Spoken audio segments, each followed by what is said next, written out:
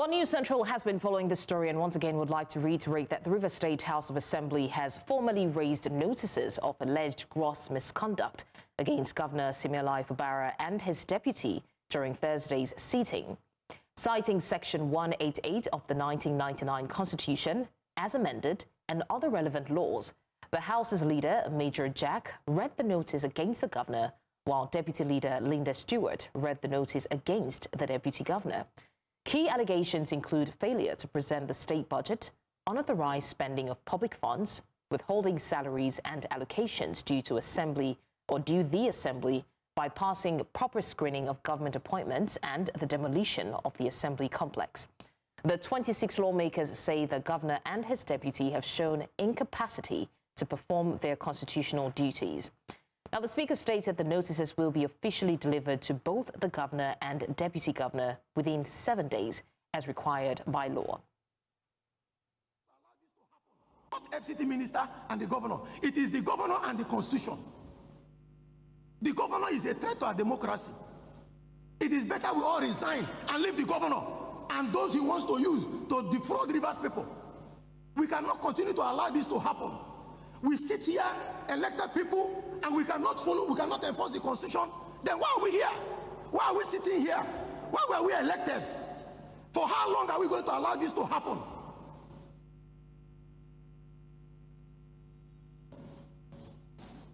Distinguished colleagues, enough is enough. If they want us to forget the legislature, we leave the legislature. Let only the governor and the deputy governor spend as they like and eat our money and do as they like. Why were we elected? Why do we have the legislature? Why can't we be allowed to do our job? Distinguished colleagues, I thank you for your contributions. We will follow this impeachment process through. The Supreme Court has confirmed that the governor has committed offenses against the Constitution. Let the law take its course. The law has to take its course. Mr. President, we thank Mr. President. He's a father. Mr. President has done his best. Mr. President has spoken to the governor. In my presence, Mr. President told the governor, I'm giving you a second chance. The governor refused. He gave him another one. The governor refused. How many times will the Mr. President call us? Distinguished colleagues, I thank you for your contributions. Prayers have been properly canvassed by members. Those in favor of the prayers of this motion should indicate by saying ayes. Aye. Again, say nay. The ayes have it. Distinguished colleagues, by this motion, this House hereby condemns the refusal of the Governor of Rivers State, Sir Siminalayi Fubara, GSSRS, with support from the Deputy Governor, Professor Ngozi Mma-Odo, DSSRS, to present the Medium-Term Expenditure Framework, MTEF, and 2026 Appropriation Bill in line with the Rivers State Fiscal Responsibility Law 2010 and the Constitution, respectively, as well as the reckless spending from the Consolidated Revenue Fund of Rivers State.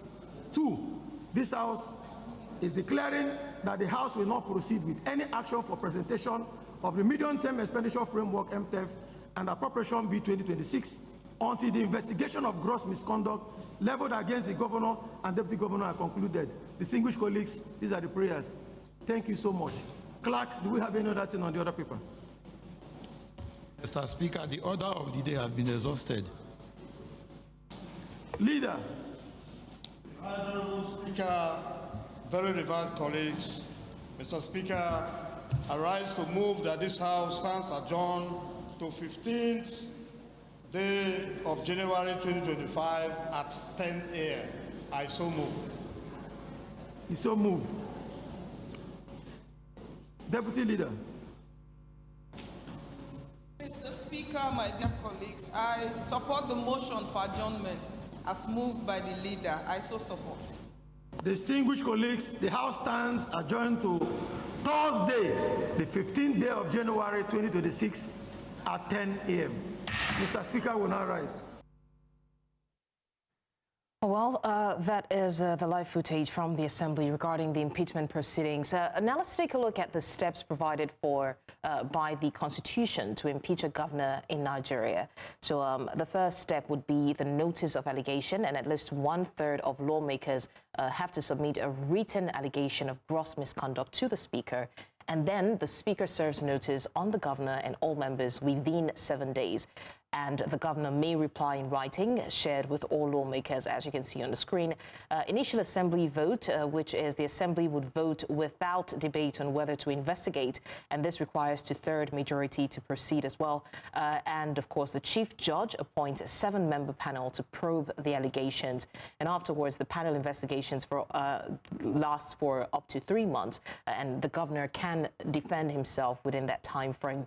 And the panel submits findings to the assembly, and allegations must be substantiated to continue. And of course, there has to be the final assembly vote where the assembly votes to remove the governor, and that also requires 2/3 majority to approve. So that is the impeachment process against the governor in Nigeria. But in the meantime, joining us from Lagos is a constitutional lawyer, Todimu Ige, and with him I also have Dr. Abiye Hector-Gome, a River State stakeholder based in Leeds, United Kingdom. From Abuja, we also have Eze Onyekpere, who is a lawyer. Let me start off by asking Todimu regarding, the whole situation on ground. Now, the Assembly cites gross misconduct. Do these allegations actually meet the constitutional threshold, or some sort of political ambush to get Fubara out of the way by all means? Because let's not forget, this is the 3rd time that there is an impeachment attempt on him. Yes, by the provision of the law, the House of Assembly in Rivers State has said that there's gross misconduct, and of course, you know that these are allegations until proven, and as provided for by the Constitution of the Federal Republic of Nigeria, as amended, particularly Section 188. Now, having said that, if the House of Assembly is saying that the governor, the allegations of gross misconduct, it needs to be proven. The grounds that they have stated, demolition of the House of Assembly, spending without budgetary allocations. Of course, these are gross misconducts that are actionable. If they are proven, they are still they are mere allegations, and until proven, the governor is innocent of those charges. And of course, the Constitution is very clear on the procedures and the steps to be taken in respect of the allegations. Okay, let me come to Dr. Hector-Gome now. The Assembly, we know that there's an allegation of gross misconduct. Dr. Hector, you are from Rivers yourself, and for a while, many people thought a political solution was the right path to resolving the crisis, but it appears that the matters have taken a different course. Now, is impeachment the right thing at this time? Let me direct that question to Eze Onyekpere, I beg your pardon. Eze, if you can hear me. Yes, I can hear you very well. Okay. Well, this appears to be a rather unfortunate incident because Nigerians are taught that with the suspension of the governor, the state of emergency, and the resolutions reached between them and the president for the governor to come back, that we've had the last of this unnecessary bickering. I think Rivers people need peace. They need a stable government that will run their affairs to secure their welfare and secure the state, rather than this endless bickering. It's all about 2027, who controls the resources of the state, because I thought that the legislators and the governor are now in the same party. So what is this bickering all over? What is this issue of reviving things that had led to some quarrels and then settled, and we are still bringing them back? These are not unconnected with the recent visit of the former governor, FCT minister, to Rivers State and all the disputations over the Christmas period about who should be in control and who is not in control. So this does not augur well for the state. I don't think from the way they're sounding, because it's like gross misconduct is anything the State House of Assembly deems to be gross misconduct, because the courts may not interfere except on matters of procedure. So it's an unfortunate scenario, and I don't think it augurs well for the state. Okay, let me come back to Todimu. Now, we understand that in Nigeria, the governor and his deputy are separately elected and therefore should be separately impeachable. But then, in this case, should the governor and his deputy be pushed out at the same time, which would unequivocally mean that the speaker inevitably becomes the governor, and that will also inevitably be a win for the FCT minister. What then happens next? Well, the procedure of the law is very clear. The appointment, the election of the governor is distinct from that of the deputy. And what they have done in this instance is that they have brought the same allegation, they have brought allegations of gross misconduct against the governor and, of course, against the deputy governor of the state. What the constitution provides for is that if these allegations are proven and the impeachment proceedings succeed, what happens is that the power now devolves on the Speaker of the House of Assembly pending the election of another governor. So, as it stands, that is what they are trying to accomplish, to get the governor out and, of course, the deputy governor. And, of course, this can only be done if the allegations are proven. And, of course, since the Speaker of the House of Assembly is likely to gain more if this action succeeds, it should be, his outburst should be controlled. It should be without sentiments, because we are talking about the structural procedure of the law, and it cannot be an umpire in a match that he's playing in. As a matter of fact, it should maintain a respectable distance and, of course, allow the provisions of the law to take its course, because justice must not just be done, justice must be seen to be done. If the governor is guilty, if the deputy governor is guilty, they should be properly tried, investigated, and it should be very clear that the process was unbiased and the process was fair. And I think that should be the position of many right thinking Nigeria. Okay, let me come to Eze now. We have seen cases where the constitutional provisions for impeachment were overlooked and violated. So let's say that an impeachment will indeed happen. Are you confident that for once we will have a lawful process? I believe they will have a lawful process. Of course, they have to appoint the right panel. And judicial remedies are available to the governor and the deputy governor if the process is not followed to the letter. Just like my colleague did say, what we are witnessing is that the way the speaker is going about it seems like he has an interest to serve beyond the ordinary, and he's already looking agitated and angry. And so what we're expecting is that the proper procedure should be followed. And if that's not followed, I believe the courts can intervene. But the courts are not going to intervene to determine whether gross misconduct has been happened or what amounts to gross misconduct, because that should be within the province of the legislature to make that determination. And of course, that should be based on the report of whatever panel that will be set up, the chief judge has to set up to look into the matter. It's not going to be a tea party, it's not going to be a walk in the park. It's going to involve a lot of stakeholders, and the state will be, at least for now, destabilized for a period of time before either the impeachment succeeds or it is stalled. Personally, I don't think this is good for the state. I want all the lawful provisions, the constitutional provisions to be followed. And of course, if it is followed to the letter, maybe we may have a just resolution of this matter. All right, thank you for that. We also have joining us now Dr. Hector-Gome, who we earlier introduced. Now, Dr. Hector-Gome, I was saying earlier that you are from Rivers yourself, and for a while, many people thought a political solution was the right path to resolving this crisis. But then it appears that matters have taken a different course. So is impeachment the right thing at this time, considering, the voices from the people, and then the allegations, are they, many people's, I mean, of course, the administration claims that it's baseless. Are they truly?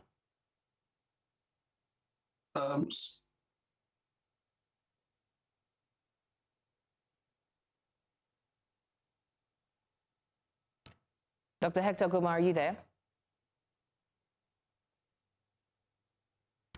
All right, let me just direct the question at Todimu. I know you necessarily don't have to be from there. Okay, Dr. Hector-Gome, let me reconfirm that you can hear me. Yes, I can hear you. Okay, please go ahead if you got the question. No, I didn't hear the question. Could you repeat it? Okay, so I was talking about the fact that for a long time, many people would have expected that a political solution was the right path to resolving this political crisis that we've had on our hands for a long time. But it appears that the matters have taken a different course. So is impeachment the right thing to do at this time? It is a wrong thing to do. It is wrong. In any which way you look at it, trying to impeach the governor of Rivers State, it is wrong. I mean, like we said, I went to primary, secondary, tertiary education in Rivers State. This is unprecedented. No governor is perfect. A governor like Alex Oti is doing exceptionally well. No governor is perfect. But there is nothing that current governor of Rivers State, Siminalayi, has done over and above what any other governor in the state has done. This is all about resource control. It's all about state capture. It's all about using the resources of Rivers State to sort out a few people. That's all this is about. It's never about governance. It's never about doing what is in the best interest of the people of Rivers State. This is a personal agenda. And I think civil society and the people of Rivers State will need to rise up. Otherwise, even our great-grandchildren will pay the price of our silence. All right, thank you for that. Let me ask Todimu one last question, and that is regarding appointments. Now, let's look at the fact of the matter, right? Was it true that the governor deliberately bypassed the assembly, or is there a legal gray area somewhere there?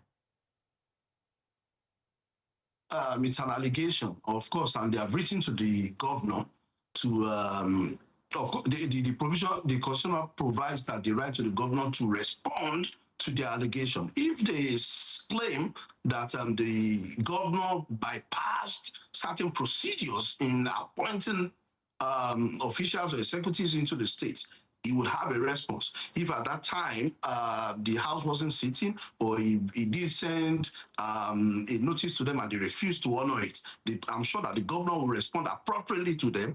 And if there was a misconduct or an overreaching act by the governor, of course, that will be sanctioned. It's not necessarily that it has to be impeachment, because this provision, the provision of Section 188 is very explicit and very clear that all the procedures and the steps must be followed verbatim. Any variation would nullify that process.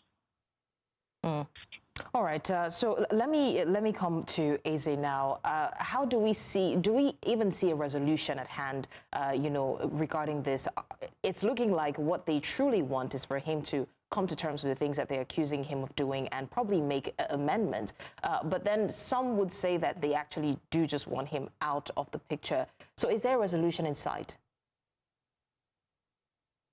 Solution can only depend on how the parties react to themselves. But if you looked at the rhetoric over the Christmas period and the New Year period, it's so acidic, and it appears that the parties have had in their pathways how they want it resolved, particularly filing this impeachment notice first thing in the new year when others are just considering budgets or those policies that should set the state on the right track in the new year.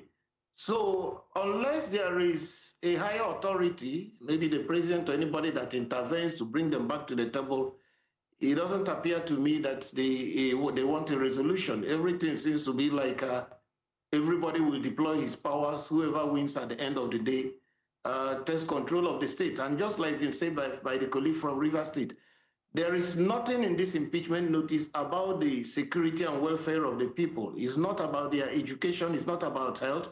It's not about improvement of infrastructure. It's simply about who controls the state.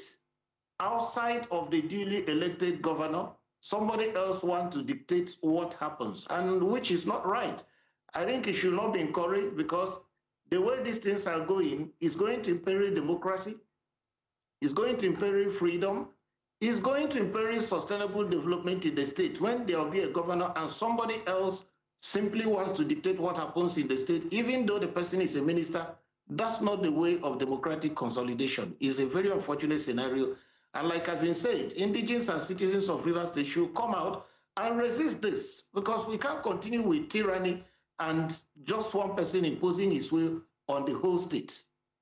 All right, let me ride on that and direct the next question at Dr. Hector-Gome. Now, with what we have established, do you think that there needs to be some checks put in place to prevent abuse of the impeachment process by the Assembly? Because the way it's going, it looks like speculators will say that there's a lot of personal agenda inside of the conversation. So what checks should be in place, if any? I'll be honest with you. I feel very sad as a son of Rivers State. I feel very, very sad. And I think this matter has gone on for too long a time. And I think it is time for the people of Rivers State to come out and be counted. I don't see a political solution really, because when you look at it, if you go back to the foundation of the problem, it goes all the way back to the selection of Governor Siminalayi against all those who wanted to contest as PDP governorship candidates. They were all jettisoned and one person was selected. And with all what has happened from his going from PDP to APC, which is ridiculous, and all of the interests in Abuja and all of that, I think it is time for the people of Rivers State to get up and do what is right. I don't think there will be no political solution, because now it's as if those in Abuja versus the owner of Rivers State. And I think the people of Rivers State, if we don't get up and do something in Port Harcourt today, then God help us. Okay, Todimu, regarding what Dr. Hector-Gome has just said about the people pushing back, we have seen a level, pockets here and there of the people of Rivers State pushing back, and this is not the first time that they would be doing such. So the question is, how is the public opinion in Rivers State influencing this whole impeachment process? I align myself with the position of my learned colleagues, and of course, what is happening in Rivers is quite unfortunate, and it's heartbreaking to see that the wish of one or two few elements are directing how the affairs of the state is being run. And of course, in all these fights, we have not seen how it is for the betterment of the lot of the people of Rivers State. Having said that, the officials of the House of Assembly are elected. It is time that the indigenous, the citizens of Rivers State would act according to the provisions of the law. What can they do? They can begin to put pressure on their elected officials to do justice by them. And what is justice by them? To ensure that the Rivers State government is allowed to run like a democratic system. They can put pressure on the members of the House of Assembly, and if they refuse to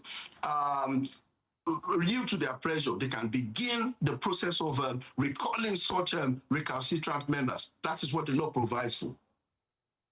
All right, we want to appreciate you gentlemen for joining us and lending your voice to this conversation. Thank you so much, constitutional lawyer Todimu Ige, and also Dr. Abiye Hector-Gome, Rivers State stakeholder based in Leeds, United Kingdom, and of course from Abuja, Eze Onyekpere, a lawyer as well. Thank you for joining us on the news.